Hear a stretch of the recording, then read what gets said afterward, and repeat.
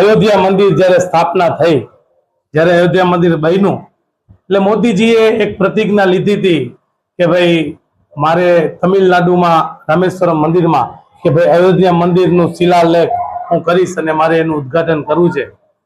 તો નરેન્દ્ર મોદીજીની જે આ પ્રતિજ્ઞા હતી, એ પ્રતિજ્ઞા જ્યારે 22 તારીખે આપણે બધાને ખ્યાલ છે અયોધ્યા મંદિર થયું, ત્યારે એ અયોધ્યા મંદિરના લોકાર્પણમાં જ્યારે આ વિધિ કરવાની હતી, ત્યારે ગુજરાત સરકાર દ્વારા અને અહીંથી અને હું મારા ભાઈબંધ રવિરાજસિંહ સોઢા, અમારો આખું ગ્રુપ ગુજરાતને રિપ્રેઝન્ટ કરવા ગયું હતું અને નરેન્દ્ર મોદીજી સાહેબના સામે સન્મુખ અમે લોક ડાયરો કરેલો હતો. એમાં અમે તો અહીંથી રામ મંદિરનું ઘણું બધું મટીરિયલ લઈ ગયા હતા, પણ ત્યાં ગયા એટલે દિલ્હીમાં અમને ઉતારો આપ્યો અને ત્યાંથી ચેન્નઈ લઈ ગયા.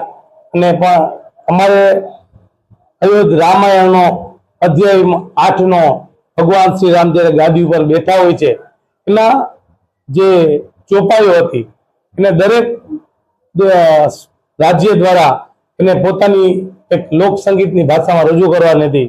ત્યારે જે 8મા અધ્યાયની ચોપાઈ હતી અમે દુવાછનમાં ત્યાં રજૂ કરી હતી. અમારી સાથે